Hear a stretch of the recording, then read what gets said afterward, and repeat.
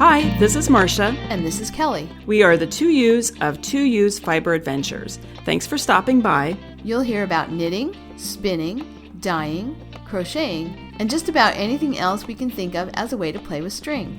We blog and post show notes at 2usfiberadventures.com. And we invite you to join our 2U's Fiber Adventures group on Ravelry. I'm 100 Projects. And I am Better in Motion. We're both on Instagram and Ravelry, and we look forward to meeting you there. Enjoy the episode.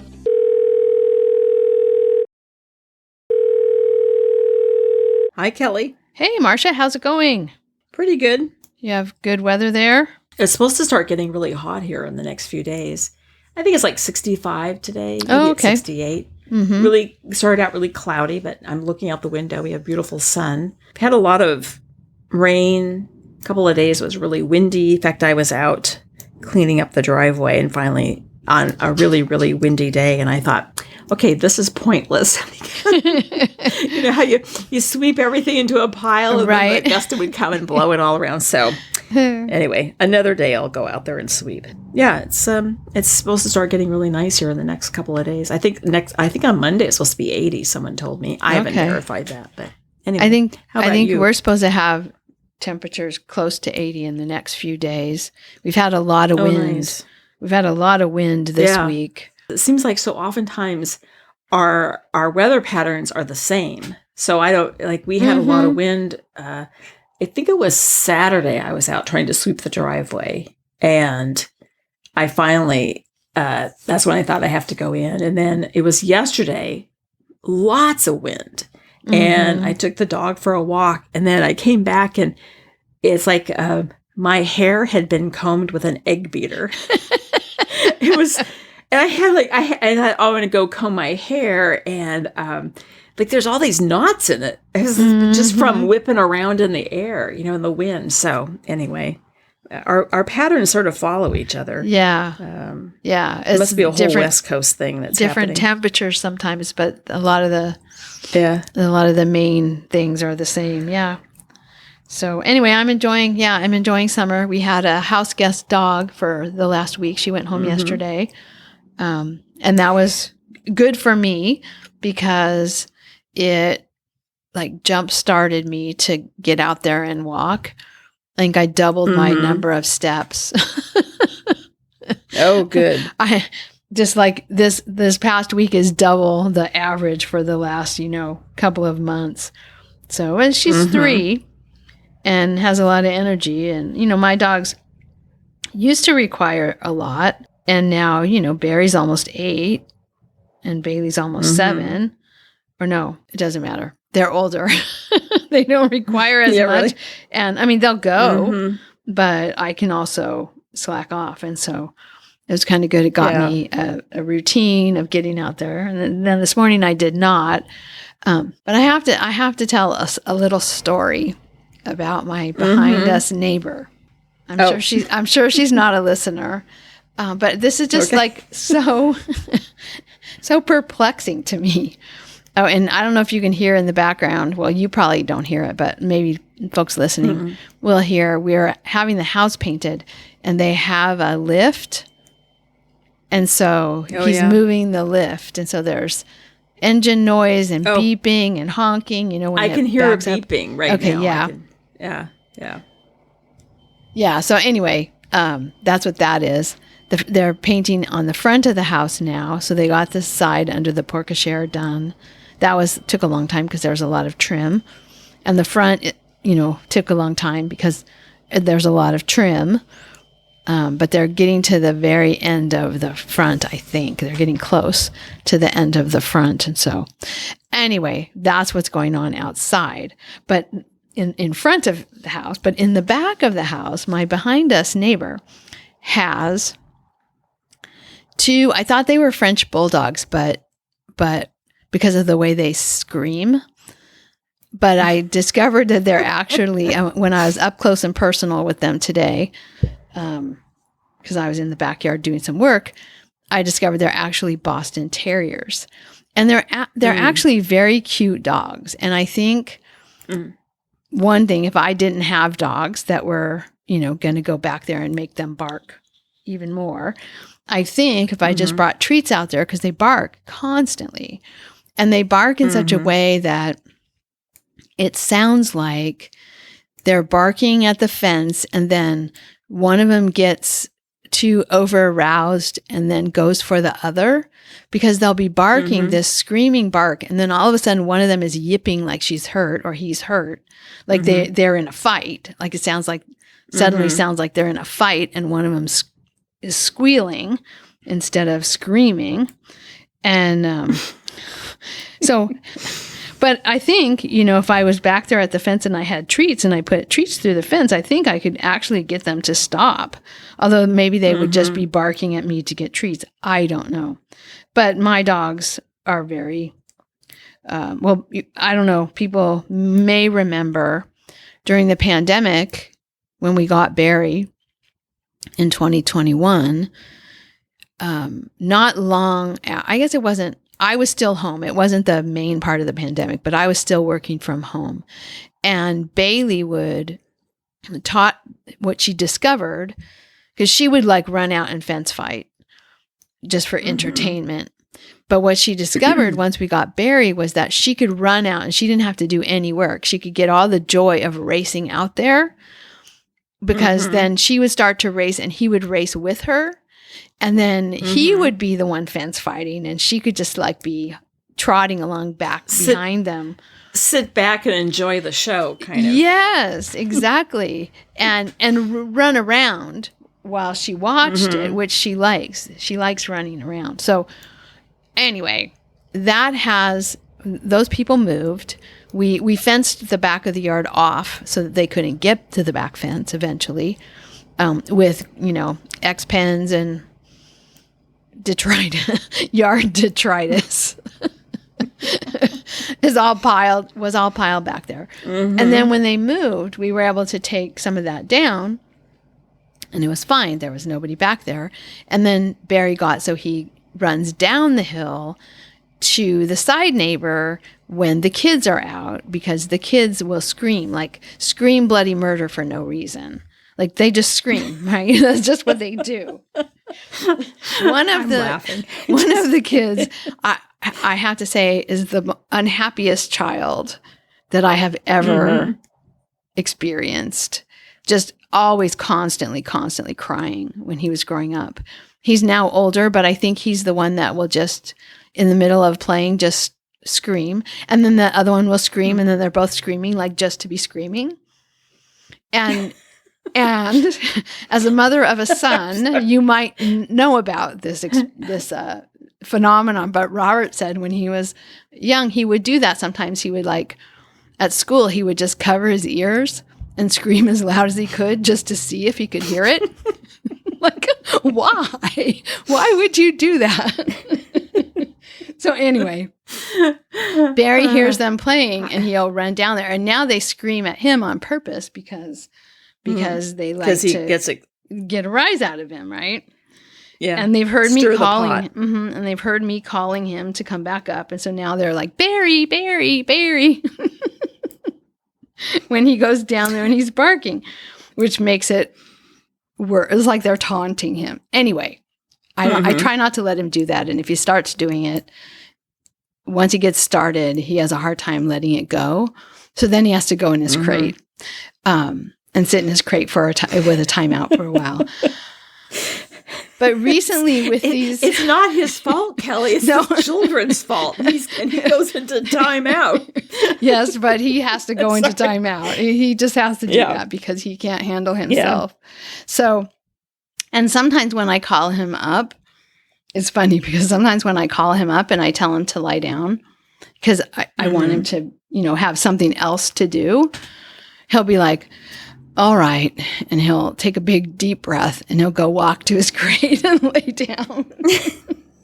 So I close the door and close him in. I think, okay, he needs someone else to make choices for him because he's not making good choices.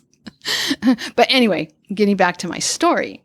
So they have started fence fighting, but they're not really, my dogs are, Barry especially, he's not as interested as he used to be.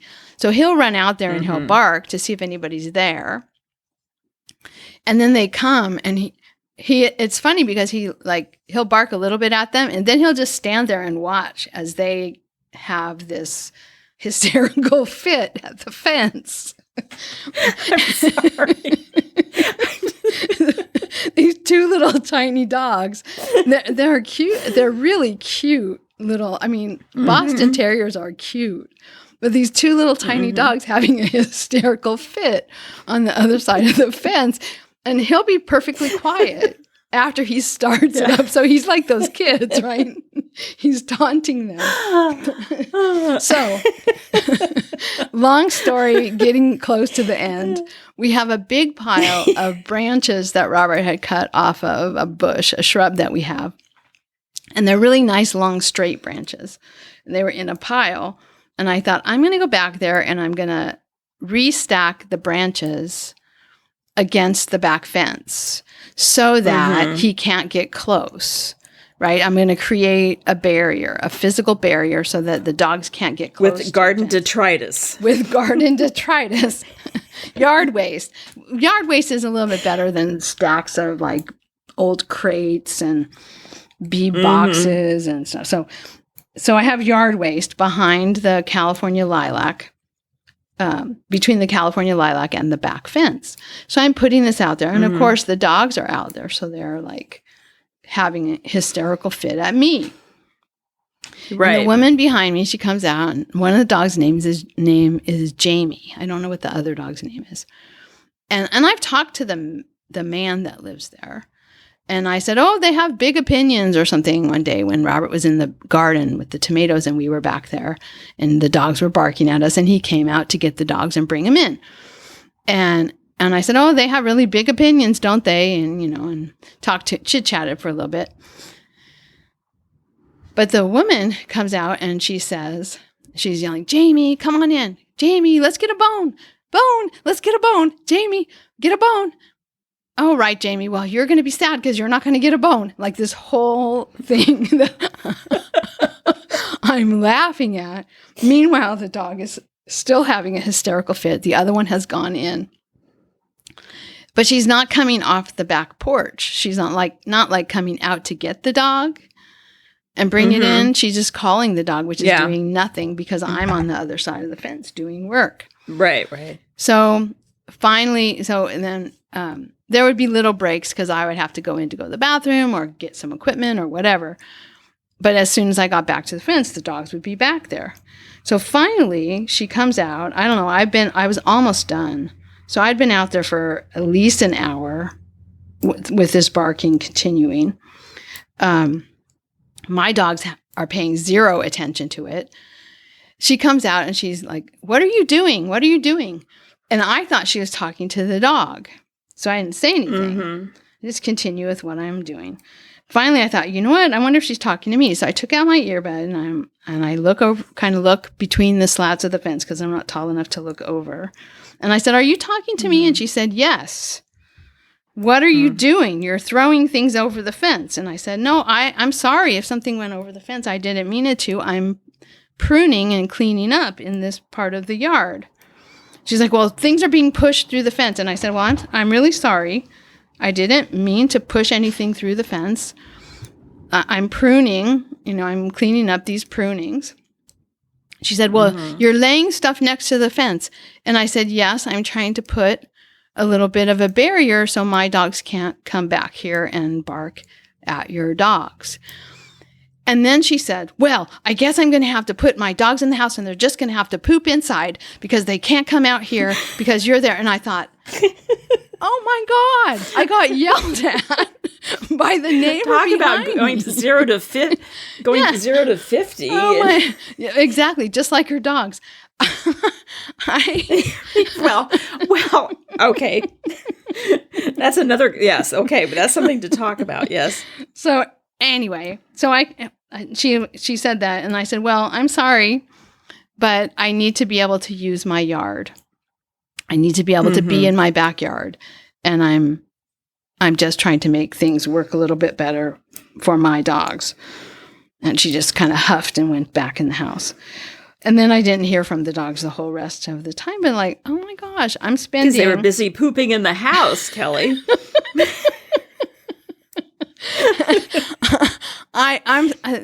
can't bark and poop at the same time. I know. This is a long story. I'm sorry to be going on so long about this, but it's just kind of astounding to me that here I'm trying to do something to prevent a problem that is partially is partially my problem. My dogs go back there and bark, right? And you're trying to you're trying to prevent it. Like you're trying to do something to like maybe quell this barking. Yes, and it's on both hot, sides.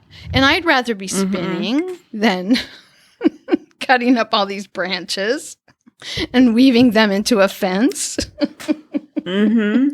Oh my gosh! So, and they are cute dogs. I think they are bored for one thing. And I think little dogs are more excitable in that way, for sure. Different breeds have different characteristics, but oh my gosh. And Robert said, "You're not sorry." And I said, "I'm sorry." I told Robert that I said to her, "I'm sorry, but I need to be able to use my backyard." And Robert said, "You're not sorry." And I said, "I am. I'm a little sorry for those dogs." I feel a little bit sorry for them.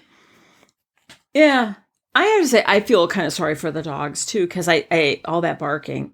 Well, I don't know about little dogs. I mean, we had a little dog growing up, and she barked a lot. And Barry barks a lot.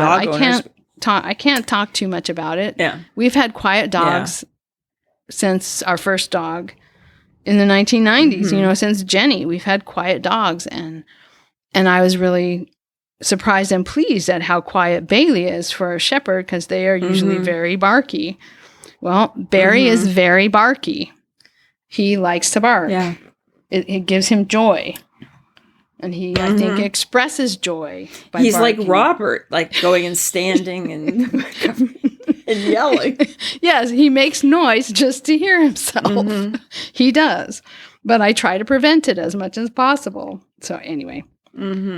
So that was my morning. I think the real issue is that her dogs are kind of like her, right? I mean, I think it's often true. I think that our dogs reflect our own personalities, our anxieties, our whatever it is, and so her excitability. And so I'm not putting all the blame on her, but it does seem like the dogs kind of need something to do. I don't know what Boston Terriers were designed to do. Were they ratting dogs or what? Maybe. Or were they? Yeah, I don't know.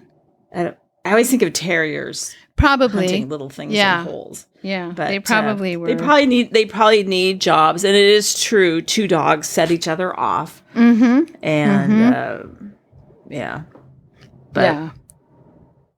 fence fighting is exciting. I mean, it's so exciting. It's so exciting. Bored, so it's fun. Yeah. And it's so exciting that they then turn on each other and have a little fight because they've both aroused themselves so much that. So, anyway, I'm trying to prevent it, and I got yelled at. That's funny. Well, but I think it's going to work. We'll see. Yeah. Well, thinking of dogs and fences, I'll talk about my garden project in a while, but just along these lines, when a dog goes down the alley, of course, Enzo, sometimes he just stands on the deck and barks. And I would say he doesn't really bark a lot, but when there's another dog, then he does bark. But sometimes because now that whole flower bed was cleared of the shrubbery that could keep him getting up right to the fence.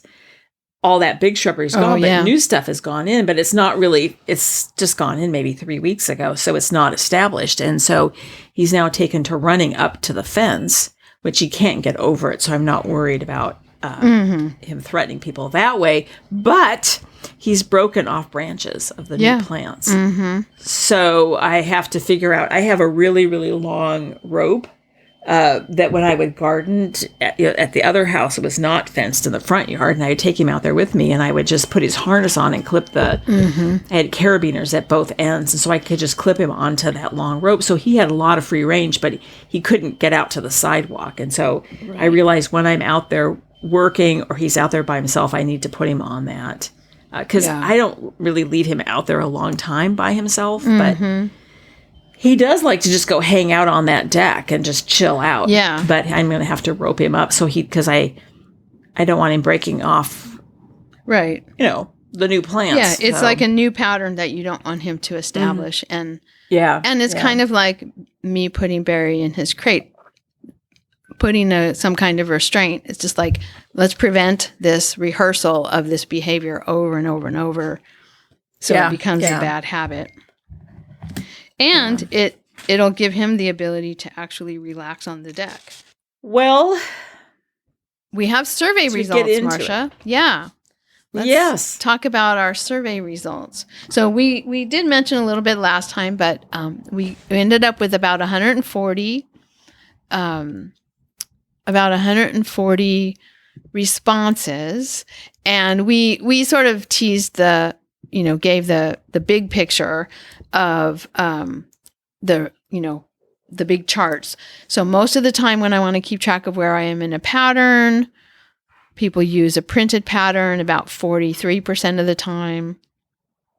And then between using an app like Knit Companion or using a PDF or on a picture on your device, that's about 39%. So those are pretty even, 43% of one and about 39% of the other. So those are mostly printed paper, but close second is using some kind of device, either with Knit Companion or just a picture. Or a PDF on your pattern. So that was interesting. The row counting for keeping track of decreases and increases. The biggest one was marking up using a pencil or pen. And then the next biggest one, that was about 61%. 47% of people use stitch markers to keep track of their increases and decreases in row counting, which I have never done, but I'm thinking I might want to try that. That sounds kind of interesting, to use stitch markers. And then the next one is some kind of row counter. So that would be, let's see, about 40% of people use some kind of row counter, whether it's an old-fashioned one or a jewelry or one of those chains with the numbers on it, which is kind of like stitch markers, but not exactly the same. So that was interesting too. Couple of people had very interesting ways of counting rows, and I sometimes use my phone and I use the calculator. And so when I do the first row, I'll put in a 1. And then the second row, I do a 1 and a 1 and a 1 and a 1. So it's going across the screen. So I have tick marks, but I'm using my calculator on my phone to do it. Oh, okay. If it's if I just need to do like 6 rows and I need to remember, so I'll do that. I'll use, if I don't have a pencil or paper to do it with, I'll use that. Twinset Jan said she'll take a little group of items, so something that's laying around, put a little pile of items, and then each row move one of the items across to the other side or move it to a different pile. And I thought that was really an interesting way to do it. So there was somebody who said if their laptop is nearby, they may keep track of rounds or repeats by moving a stitch marker along the number keys on their keyboard. Oh, so, isn't that cool? Just moving the marker along the keyboard. I thought that was very ingenious. It's like technology, but analog. It's a very analog use of technology. All you really need is just the number keys for their numbers, So I thought that was pretty cool. to see all those different ways. And then the last question was, I use a paper pattern when I'm done. My pattern is, and pretty much nobody said pristine, maybe one person. The majority of people said well used and quite a mess. That was 60%. And then 25% say well used with well organized notes. Those were the questions. Oh, and then one other thing, how do you keep project notes? The vast majority, 64% said in Ravelry projects. And then the next highest one was on a scrap of paper that I don't keep, that I just throw away afterwards. And then 20, so that was 28%, and 22% said in a knitting project journal. Although there was someone. Oh, here we go. Is this one, S. Ricotti? Oh dear, realize this sounds quite messy. While I certainly admire those beautiful project notebooks with photos and drawings and little clippings of the yarn, etc., this sadly is not happening here. Is that the comment? Oh, that's not it. But yeah, I do remember seeing that one. Yeah, Stricati. Yeah, I think this is something that a lot of us kind of have as an ideal. Having a project. I have started notebooks where I do keep a scrap of the yarn. When I did weaving class, we had to do that for our projects, keep a scrap of the yarn. And when I've entered things in the fair, I've thought, I need to keep a piece of the fleece, a scrap of the yarn, my swatch, right, for the project. But I never remember, I don't do that in the beginning. And so then if I want to enter it in the fair, I have almost none of that, which is not required, but it's really nice to have, if you have a fair entry, to have that information. When I see people's entries, I'm a little bit envious that they have all of that, sort of documentation of the process. But yeah, sadly, it is not happening here, she says. And I know that feeling.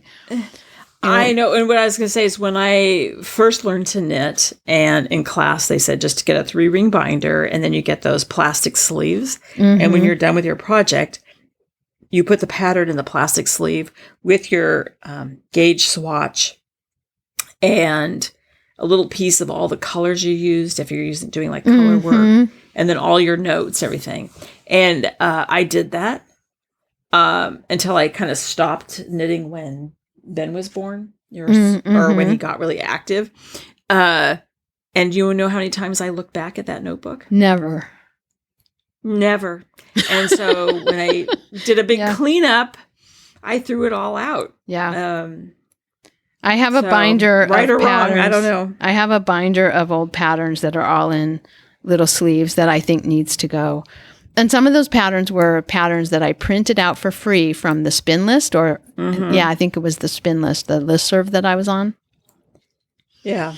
And, so it's like, oh, these patterns have been here since I printed them out on the computer in 1998. Like, well, so what? They're old. That doesn't make them valuable. Yeah.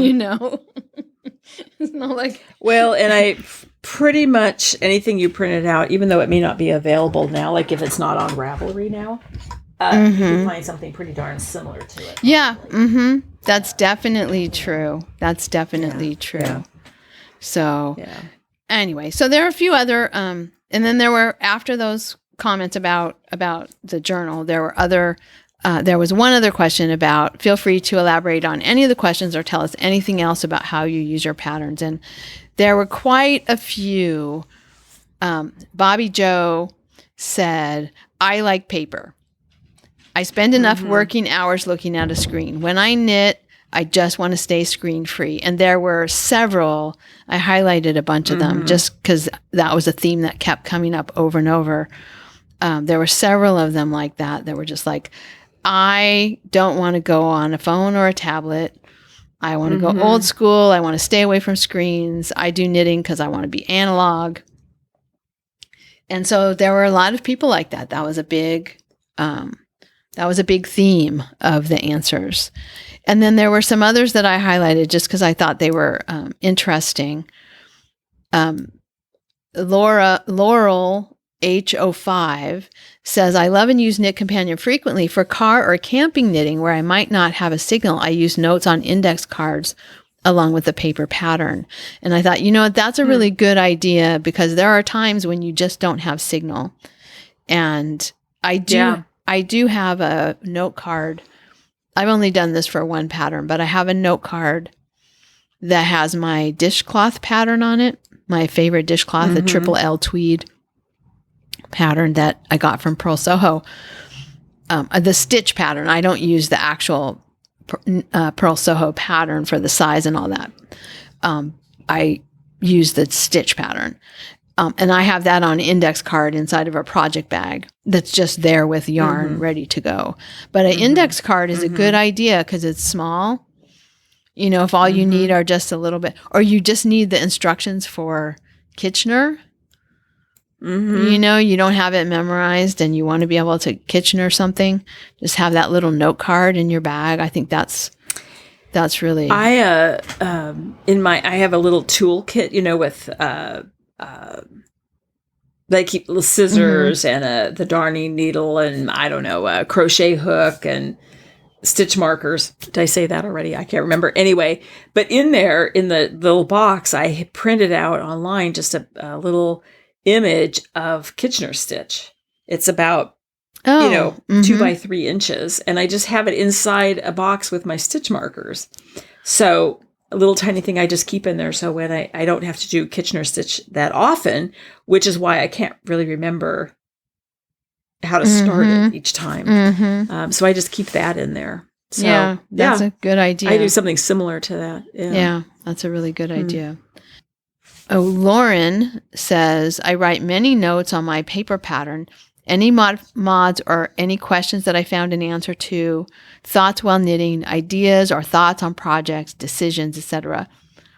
I mark off each row or section as I complete it. So it sounds like her patterns would be useful. And there are a couple of other people who talk about putting notes about what they did so they could do it again if they need to.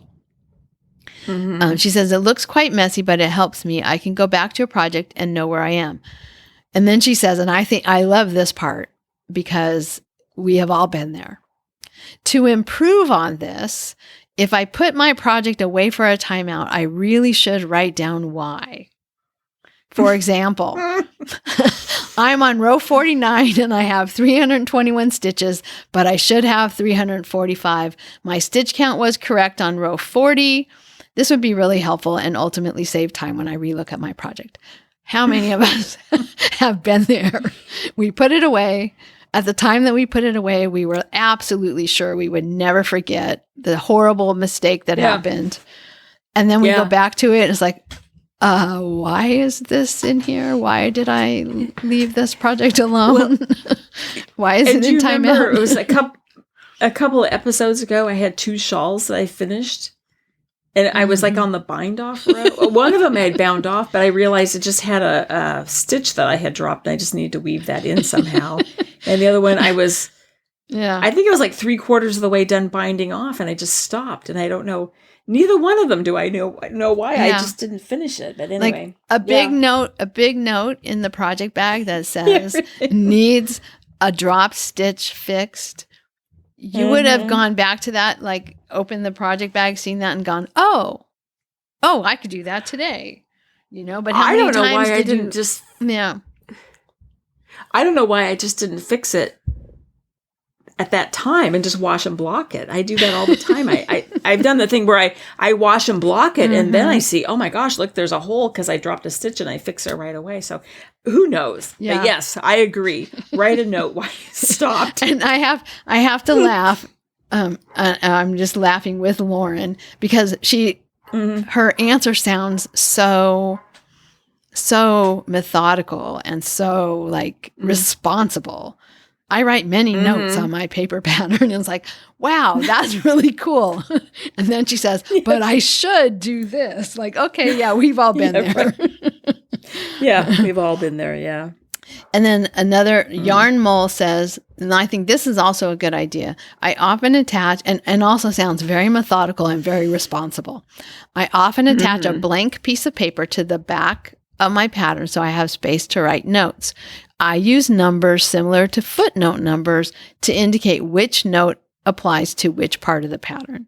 Now that would save me from scrawled notes going sideways diagonally in little corners with arrows kind of cryptically pointing at something that I don't know what it is. Like that would be a very responsible way to keep track of where the notes need to go. Yeah. It's funny because I print out my patterns double-sided, but you could just print them out single-sided, then you would have space on the back, right? Yeah. To write notes, But I always am just saving paper. But you're right. I end up with all these little sideways notes and lines and Yep. Yeah. So two more things that I wanted to call out. One, this goes back to counting rows. Another very clever way to count rows. This is MJG Nat. Says, I also use a die to count rows. I have a 10-sided die that I keep in my Notions box. And so I guess you just turn it to whatever number you're on, right? Like after you do the first row, you turn it so the side one is facing. That would never have occurred to me, but I think that is a brilliant idea. Yeah. You could keep that in your Notions box. It would be very small and easy to take with you. And everybody has one of those lying around. Maybe not a 10-sided one, but everyone has at least a 6-sided one lying around somewhere, right? In your junk drawer. Yeah. Dig it out of your junk drawer and put it in your project kit. And then finally, I like this one. Janie Louise says, lately I've been using my Aunt Elsie's old clipboard to hold my pattern. It's a nice platform for taking notes. Plus, it reminds me of her. And oh, that's sweet. I think that's very cool. And I have to say, I love a good clipboard. I gave away, I think I had, when last time I cleaned my office, I think I had 4 clipboards in my office. And I used to use them to take notes when I was in college. So I would take my notes on loose paper and on a clipboard, and then I'd go back after class and I would copy my notes into a notebook. But I did my notes during class on a clipboard with regular loose paper. And I loved those clipboards. And it was really hard for me to get rid of them, even though I had not used them in decades. And so when I saw this, I was like, oh, I love a good clipboard. That's a good idea. Maybe I need to get a clipboard. I still have one. I saved one that's like a half size, and I have it hanging up on the wall with a half size notepad on it. And honestly, I still never use it. I still never use it, but I got rid of all the clipboards, but I kept one tiny, tiny one. So Aunt Elsie's clipboard, I think that's very, very cool. So that was fun. I liked the survey and I liked hearing from people that, we might not hear from on a regular basis in Ravelry. Maybe they don't use Ravelry or they just, use their time in other places, use their social media time in other places. And so it was really fun to be able to hear all of their comments. And then I want to just check and see if there was anything else. So just in summary, a big preference for paper, but people are using digital tools, especially Ravelry for storing project notes and, kind of managing their things. There were a couple of other tools that people noted, and we've mentioned Knit Companion a lot. I just wanted to mention some of the others people used. Apple Books is a place to keep a PDF. Notoriety is an app. And then there's the Stitch Counter app that you can use. So those are some other apps that people use. I haven't heard of any of those. Well, Apple Books is like you can save PDFs to Apple Books. I do that a lot when I have stuff for work. Okay, I'm going to plead ignorance. I've never heard of Apple Books. It's on your it's on your phone. I've done it because I wanted to have some work stuff in my iPad. It's not the notebook thing, right? Where you can take notes. Is no, it the notebook? It's where you can actually have books to read. Like you can actually get a book and read a book in Apple Books, but you can also read PDFs in Apple Books. Oh, okay. And so you can highlight, you can annotate. Yeah. Yeah. And then the Stitch and Notoriety is kind of like the here's Notes Apple app. Books. I see it. Yeah. And then there's the Stitch Counter app. So there's choices for people. Let's see. This was the other summary thing is our systems are imperfect and we want them to be different, right? We struggle with the scrawling notes that we can't read or can't figure out what they refer to. And sometimes we don't have a system, but in a lot of cases, we don't really need a system because you're going to make the thing. And then when you're done, you don't need a system. But in the case of like sleeves or, they have you want both sleeves to be the same. You have to remember what you did on the first one so you can do it on the second one.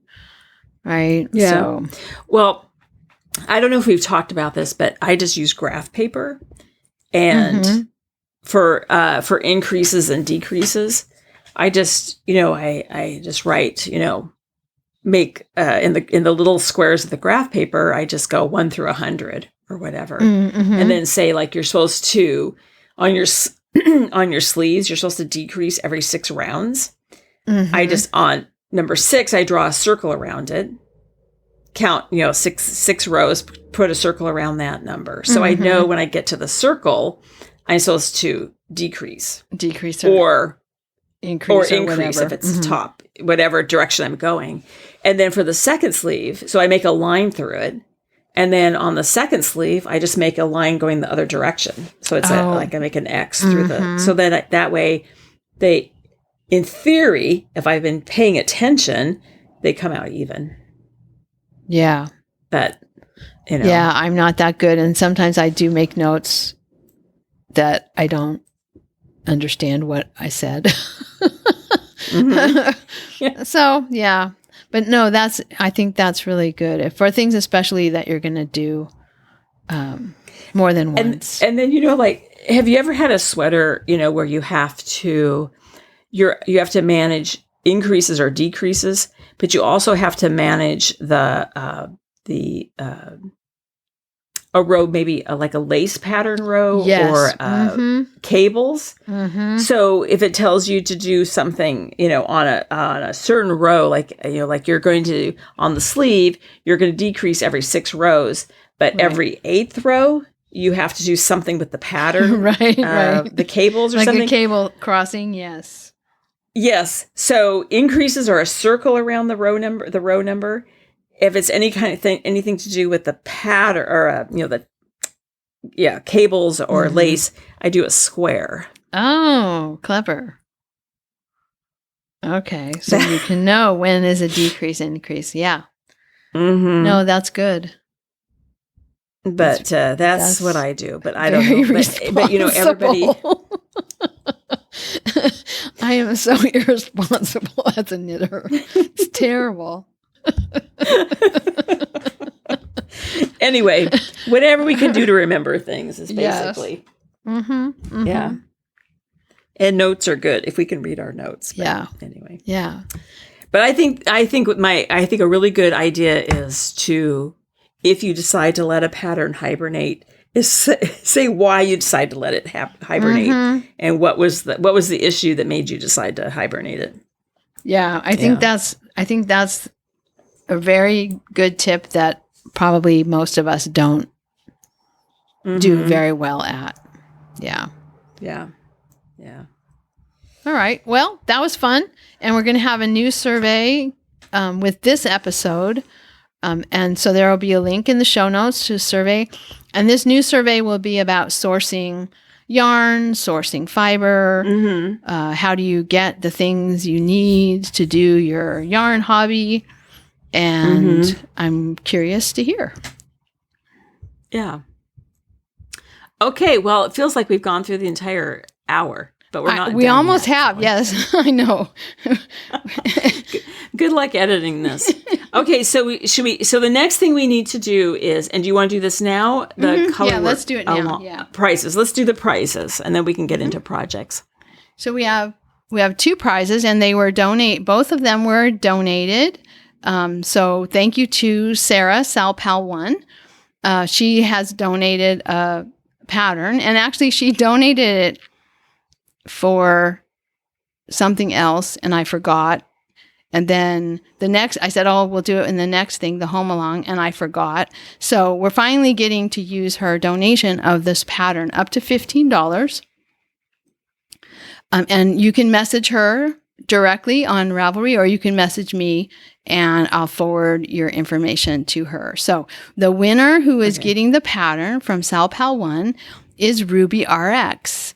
And she did the most beautiful colorwork yoke sweater, and it was from her own sheep.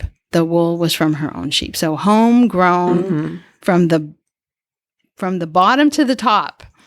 Very, very beautiful sweater. So congratulations, Sheila, Ruby RX on Ravelry. I don't remember if I said that, but congratulations, Sheila, Ruby RX, on winning the Colorwork-A-Long prize.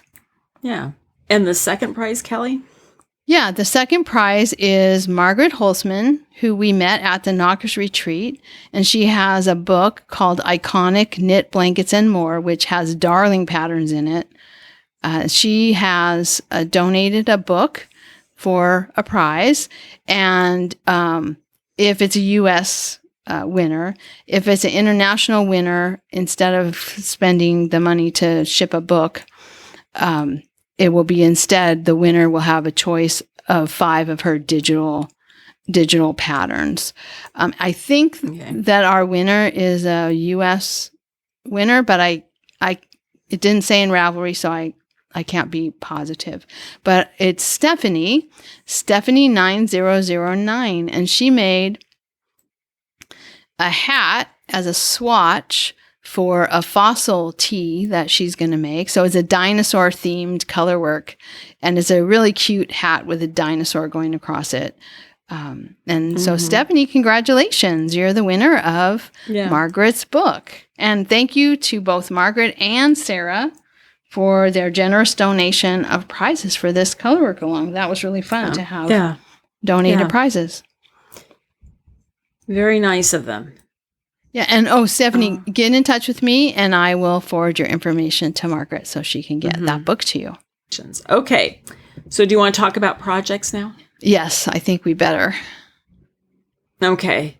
Do you want me to go first? I'm not going to talk about everything. I'm just going to talk about the things I've really actually been working on. Yeah, that's a good idea. So the Wabi Sabi tee, using Concept by Katya Wabi Sabi, I have knit about 12 inches of the body, and I had to knit another ½ inch. I think sitting here, I probably have knit that as we've been talking, because we were talking for quite a while. Between dogs and surveys But I've set it aside because I've set it aside because I want to put it on waste yarn or that try-it-on tubing or whatever before I start the ribbing. So it said, the pattern actually said it's supposed to be 9.5 inches of body, and then you start 2.5 inches of the ribbing. But for me, I didn't think that was quite long enough. So I just measured it against another t-shirt and decided to make it 12.5 inches. And then I'm going to start the ribbing. So I'm saying this tonight. We'll see. I'll put it on that. I'll try it on and see. So anyway, hopefully I'll be starting the ribbing here momentarily. And then I've switched, as we've been recording, to Trillium Lake by Kay Hopkins using Queensland Collection Coastal Cotton Fine. And that's that really bright orange. And there's some increases that you do on the body. I finished those, and I have knit, it says here, about 8 inches. So I think I've knit about 8 inches of the body. And so I don't know how much further, well, I have to go further than 8 inches, obviously. I'm not sure how long it's supposed to be. But anyway, that's the progress on that. Nice. And then the only other thing to talk about, I think the last episode I was talking about the patio furniture pads that I was making, and I had an issue with running out of fabric, and I got some other fabric, and I have now finished the last 2. I finished them, I think it was yesterday, I think I finished the last 2. And so I now have 4 circular pads to go on the metal chairs that sit at the picnic table.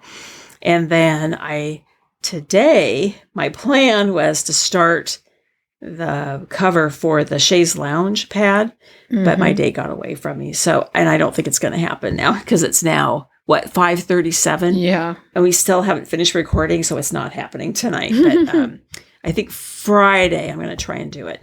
And I did read, I don't know if I talked about this or not, but I have decided I'm going to use, they're called Turkish corners. So the corners have like a pleat to make it sort of a boxy shape. I was reading about that. So that's what I'm going to do. And then along with with this furniture, I have 2 wood folding chairs that are painted white. And then they have lime green seats on them, but they're not like woven. It's like it's like a big wide piece of fabric that runs front to back, and another one over it that goes left to right. Sort of like a director's chair, kind of like, do you remember director's chairs? Yeah. Kind of like that. And so what I decided to do is paint them the same color as the metal chairs and my picnic table, a kind of a green. So today I went up to the hardware store and I bought my paint. And what I need to do is take the fabric. Right now they're painted white with a lime green fabric.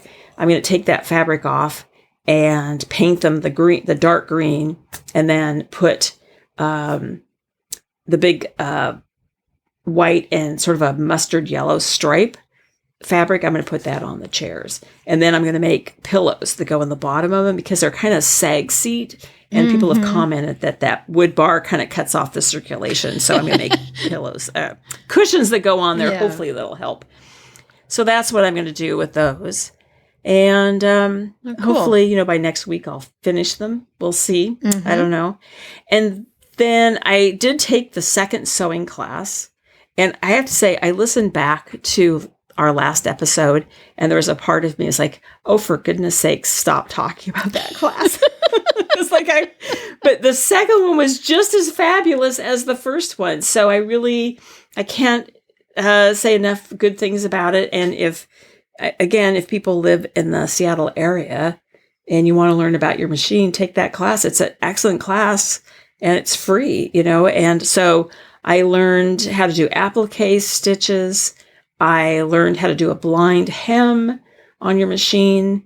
I learned how to, in my machine, you just measure your button and then it will just make the buttonhole. So I learned how to do that. Wow. And what else did I learn? I can't remember. Oh, also, and I may have said this in the last episode, but going back to the idea of making notes on your pattern, I realized with this machine, I really need to keep just a pad of paper next to me to make notes about, because I think this project of making these cushions has been really good because I had to learn how to put a zipper in. I had to learn how to make the bias tape that went on the piping and then how to figure out how to sew the piping onto the cushions. And I also learned in the class how to, I don't know what the correct term is, but basically sort of like serge the edge. My machine is not a serger, obviously, but run a line of, there's a special stitch so it wraps the raw edge so it doesn't unravel. Because the first one I noticed I had a hard time. The threads were coming off of the fabric and getting stuck in the zipper. So I did that on the zipper edge, and that really helped. So, but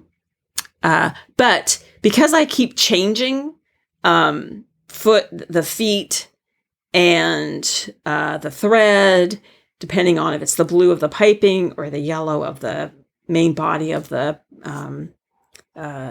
pillows, and changing the length of stitches and stuff, I have to just kind of keep notes of what I did. Yeah. So I remember on the next pillow, and I think especially if you do anything like basting stitches, or you're doing anything with like a zigzag stitch or any kind of like applique, you have to kind of make notes of what you did. So you can make sure that the stitch you use for applique is the same density and width. Anyway, the main point of it, I don't need to go into a huge amount of detail. The main point is keep a notepad next to you as you're working so you can remember what you're doing. And then I just want to touch on the garden redesign since we last talked. Basically, plantings have been going in. And a lot have gone in.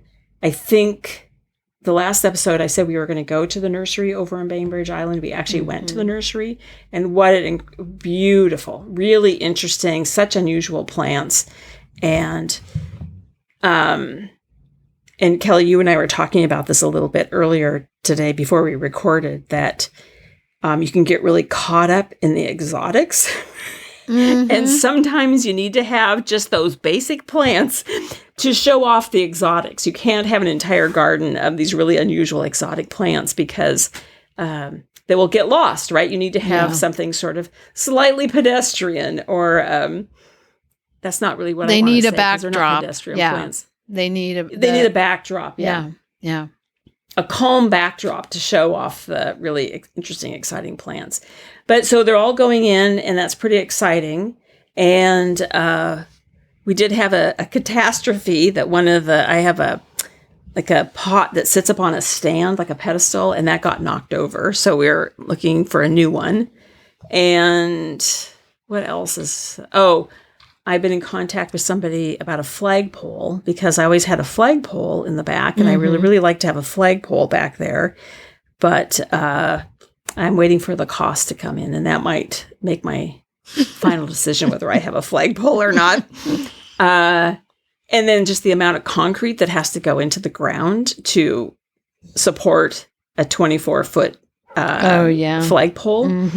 And will that take away from the real estate of plants? So questions about that. And then the next thing is we've been talking about on the north edge of the deck, not on the deck, but next to the deck, there's going to be a fence for privacy from the neighbors on the north side, because we're pretty close. We're just about 10 feet apart. So that's what's going on with the garden. Nice. And I'm excited about the plants, though. The really pictures were gorgeous. Yeah, you had some really interesting plant pictures, and just the environment, the place was just really pretty. So that looked like a lot of fun. Yeah, it was really fun. And I was going to say, I said this too, but I had never seen blue poppies. And so what I'm going to do for you, if you want poppies, I'll see if I can, it will probably be 2 years, because they said the first year that the bud forms, you're supposed to cut that off so that all the energy goes into the structure, or the root structure. So the next year when it blooms, I'll see if I can save some seeds for you. Oh, yeah. That'll be cool. I've never seen a blue poppy before. I always thought they were, red, orange, pinks, those colors. I didn't know about blue. I've seen them in catalogs, garden catalogs, but I've never seen one in person. Yeah, very cool. Okay. All right. Yeah. Anyway. Worth the wait. Yeah. Very excited about the plants. Anyway. Right. Okay. Enough of my projects. How about your projects? So I am currently, right this minute, knitting on my boxy. And I did have a moment of worry that it was too small. Even though it's like, the pattern is I think the smallest pattern size is 59 inches. But I just had a moment of worry. So I got out my other, because this is a different gauge. So even if I had taken all of those notes on my and saved my pattern, it wouldn't have mattered because this is a totally different, this yarn has a totally different gauge. And my gauge is smaller than what is called for in the pattern. And I accommodated that on my pattern. I printed a new one out. I'm doing the lace and fade boxy, but I'm not lacing or fading. It's all solid and there won't be any lace at all. But the shape, that's what I want, is the shape of this sweater, the silhouette. And so because my gauge is a little smaller than my last yarn, I thought, well, maybe I think it'll be okay. It'll be a little smaller than the last one that I made, but only a little. And it was already so oversized that won't matter. And then I got a little nervous, so I took out my other one and I laid this one, put it on waste yarn so I could see a little better, and laid it up against the one that I already made and realized, no, it's a little bit smaller, but it's not so much smaller that it's going to make a big difference. So that was a kind of a relief. I still haven't joined under the arms. I'm getting close to the point where I join under the arms, and then I'll go round and round. So right now I'm just going back and forth on the front. And it's been slow because I haven't been knitting on it very much because I have some other projects that are taking precedence. So I have been spinning because it's the summer spinning, and I've been spinning like it's my job. I have this California red fleece that I started natural dyeing last fall, and I have used, in fact, I have a picture for you to put into the show notes, Marcia, that has all of the skeins, and then they have labels. Is this the one you post on Instagram? Yes. Because the one in Instagram, they're gorgeous, Kelly. Because Instagram is a square, didn't show everything. And so I do have it in my project pages, but if you'd rather have me just text it to you so you can put it in the show notes, that way we can do that too.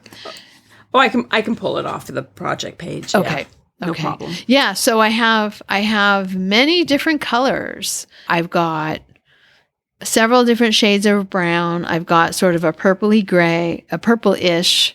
It's not purple, but it was done with purple leaves. And so it's really kind of a purple-ish, like a hint, just a tiny hint of purple gray.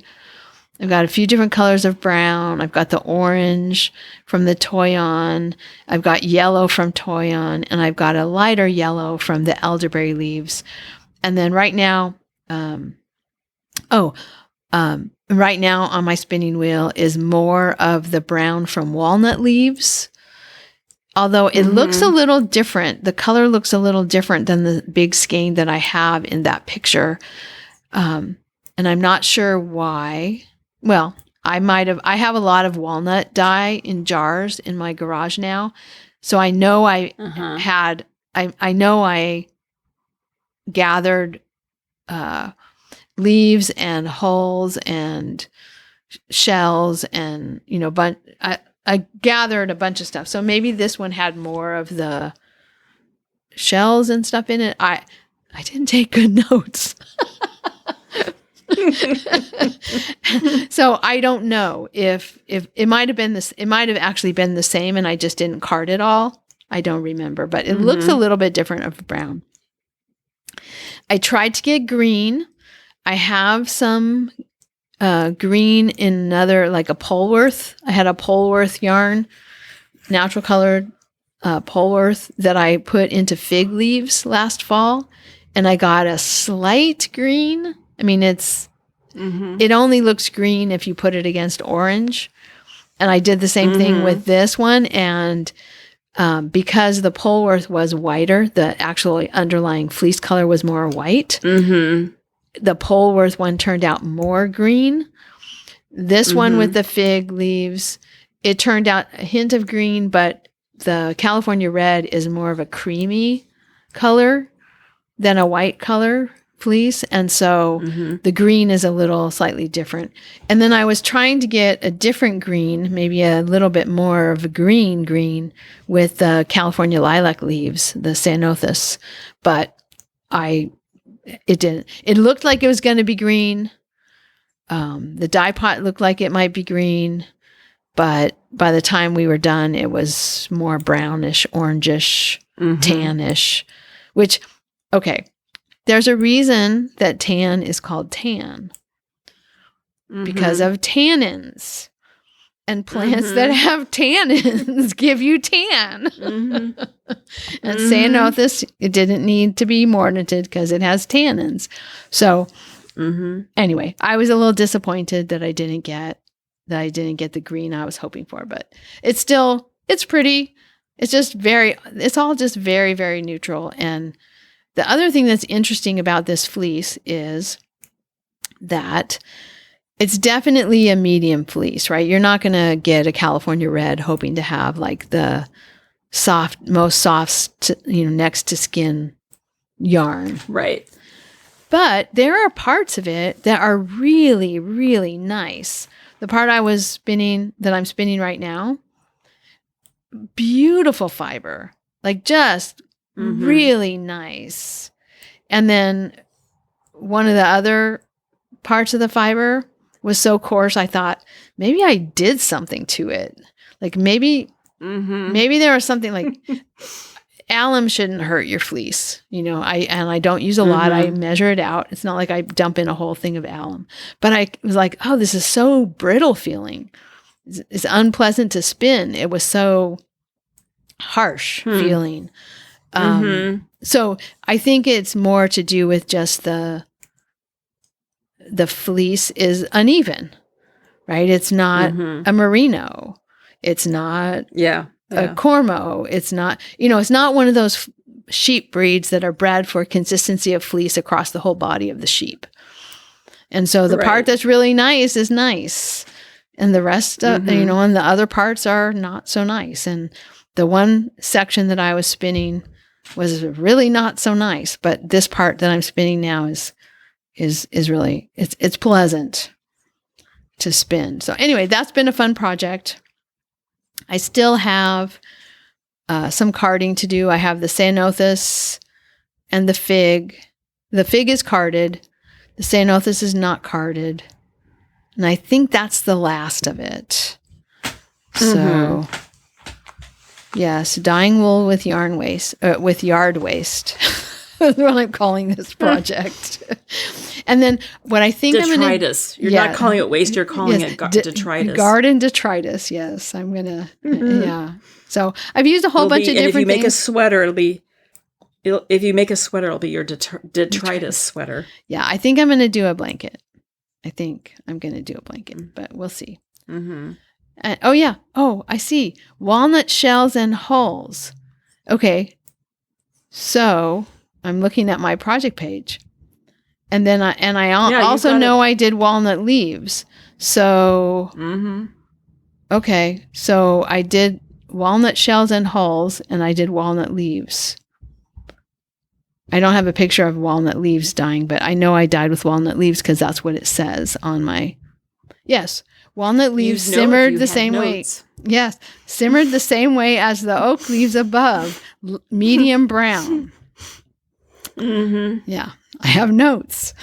I think, Kelly, that this is going to be somehow keeping notes is going to be the title of this episode. I think so, yes. Somehow. We need notes. We all need notes, yes. Yeah. So, all right. So that's that project. Okay. And then the last thing I really need to talk about is my tablet weaving. So Robert's sister and her wife, we had wine with them, not last weekend, but the weekend before. We were up at Clinker Brick having wine with them. And Terry said to me, "You did dish towels for Pride Month before. What are you doing for Pride Month this year?" And that makes it sound like she's, like, "Oh, what are you going to make me?" She just is interested in what I make. And so I said, "Oh, I don't know. I haven't really thought about it." And so when I got home, I thought, you know what I should do? I should do a tablet weaving project. So I looked online to see if there was crochet cotton, Aunt Lydia's crochet cotton in variegated. And there was a rainbow variegated Aunt Lydia's crochet cotton. So I went to Michael's and I bought the last 2 balls of it. So I have 2 balls, which is way more than you actually need. So I bought 2 balls, and while I was there, I bought some mesh, some like glittery mesh to wrap around a tree in front of our house. But since it's mesh, I didn't really think about this. When it was all wound up in the mesh, it looked really dark. When I unwound it and wrapped it around the tree, you can barely see it. So we're having so our tree is having a very, very subtle pride celebration. But this tablet woven band is a nice pride celebration with all of the variegated yarn. So I had a teal color that I used on the edge, and then the rest of it is just the variegated yarn. I didn't do any yarn patterning at all. Usually you do 2 one color, 2 the other color, use 2 colors. So I was doing the 2-color band, the Egyptian diamonds, I think it's called, that I talked about before, that are not really necessarily Egyptian. So I did one of those patterns with the stripes. But you can't, it's not really a pattern because it's all the variegated yarn doing the work. So it was nice and easy. And lots of muscle memory. I was just going to say, looking at the photographs on your project page, the patterning is almost like there's a line going down the center of the weaving. There is, because I turned half of the pack forward and half of the pack backwards of cards. So that was the only patterning that I had, was that. Okay. And it was helpful. Okay. I did have to concentrate, but I didn't have to concentrate so hard as some of the other patterns. And I kind of got into a rhythm, and it was really nice. So now this band is about 3 feet. It's going to become a dog collar for their dog, which, she uses a harness, not a collar. So it will be more like a dog necklace. So it's going to be a dog necklace. And then I'm also going to use the ends of it to fold. I'm going to fold them in half, so there's like a little loop, and then put a D-ring in there. And then I have these split rings for keychain. And so I'm going to make a keychain for each one of them and a collar for their dog.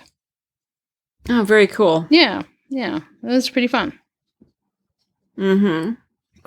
A quick little project, something different from what I made them before. And I got to use the tablet weaving a little bit more. So that was a pretty fun and successful. It looks great. The photographs, really, it's colorful and. Oh, thank you. I watched it today. Nice, I need to still iron it. It was fun, and I could really see okay, this is building up the twist, and I'd build up the twist to a certain point, and then I'd turn in reverse. So instead of, whichever half was going forwards would go backwards, and whichever half was going backwards would go forwards. And that would and I can see in the finished product where that happened, like where I switched. You can kind of see the lines where I switched. But I wasn't counting or anything. I was just going until it was. So I need to iron it. I washed it, and I need to iron it, and then I need to sew on. I'm going to use, I tried to find one of those buckle clasps. And the only ones that they had at Michael's were really small ones for kids' jewelry kit. And it won't fit. Okay. So I just got some D-rings. So since it's not going to be an actual, dog collar that Alicia's attached to, I'm going to use double D-rings where, feed it through and then turn it backwards and feed it through just one of the rings. Yeah. So I'm going to do that for the dog. So it'll be a little bit adjustable. And then I'll use the same D-rings. And then I bought the split rings for keychain. So I'll use the D-ring and then I'll attach a split ring to it. And hopefully that'll work up nicely. And do that. We're going to see them on Saturday. And they have isn't their dog a poodle? Yes. Mm-hmm. We'll see them on Saturday because we're going to a different winery to watch one of their friends perform. And so I'll have something to bring them. Nice. Yeah. Very nice. Yeah. And then I think that's about it. I am washing fleeces. There's the Corriedale that I put into the swim bath when you were here. And it's out and dry. Or no, you took it out of the swim bath. No, because I got to experience the one that I took out of the swim bath is already washed and in the garage, ready to spin. Oh, so this is another one. Yeah, and then that same day that I took it out, I put a new one in. So that's the Corriedale. And then I took the Corriedale out, and I put in about 3.5 pounds of Romney. So that's been in there for about a week. And then all the stuff that I took out of the swim bath prior, it's about 3 pounds of that Jazzman fleece. I washed all that. So there's a white section, a light gray section, a dark gray section. I might have to rewash the dark gray. I'm gonna see. I might, if I'm gonna spin it this summer, I think it'll be fine. But I don't know if it's gonna be my summer project or not yet. So if it's gonna stay in the garage over winter, I think I want to wash it again. So otherwise it'll be real sticky. Right now, if I just sat out in the sun and spun it, it would be, carded it and spun it. It would be nice. It's a little greasy, but so I've got some choices for my next spinning project after I'm done with this naturally dyed fleece, which I am actually, I have to say, a little tired of. But when I'm done, this is going to be a lot of yarn. And that's a whole fleece that I get to cross off from my inventory. Woohoo. The whole thing, not just little pieces of it, like the entire thing. So I'm excited about that. So that's it for my projects. And that just kind of segues us to the summer spin-in. It's going on now through September 7th. So get your wheel out, get your fleece out, get your braids out. And even another reason to spin, you can double spin, Tour de Fleece is July 4th through the 26th. So it's going to be, the entire month of July is double duty spinning. Yeah, we're going to be challenged to actually participate in most of Tour de Fleece, or at least a good portion of it, because we'll be gone. We'll be weaving instead of spinning. Yeah. But so maybe I'll bring a spindle. Newberry School of Weaving is July 18th through 31st. We're going to be there. Yeah. Super excited. In Vermont. So, and I'm getting excited about it. Cheryl, if you're listening, I am going to get in touch with you. You gave me your phone number, and I am going to reach out and we can set up a time to talk on the phone. Because she's going to be there the same time, part of the time that we're there. So that'll be really fun. Oh, okay. Yeah. All right. Okay. So. Okay, Kelly. How long is this episode going to be now? An hour and a half. Oh, gosh. Maybe a little less. Yeah. But, we'll do some editing. Yeah, this is a long one. You'll do some editing. This is a long one. Yeah. But anyway, we have a new survey for June. So take a look at the survey. Okay. All right. Well, not to make this any longer than necessary, people have had really long walks now. Yeah. Because I know a lot of people listen while they commute or they walk the dog. So this is a bonus episode. Okay. All right. Well, we'll say goodbye and we'll talk in 2 weeks. Okay. Yeah. Bye-bye. All right. Bye-bye. Thank you so much for listening. To subscribe to the podcast, visit 2usfiberadventures.com. Join us on our adventures on Ravelry and Instagram. I am Better in Motion, and Kelly is 100 Projects. Until next time, we're the two U's doing our part for World Fleece.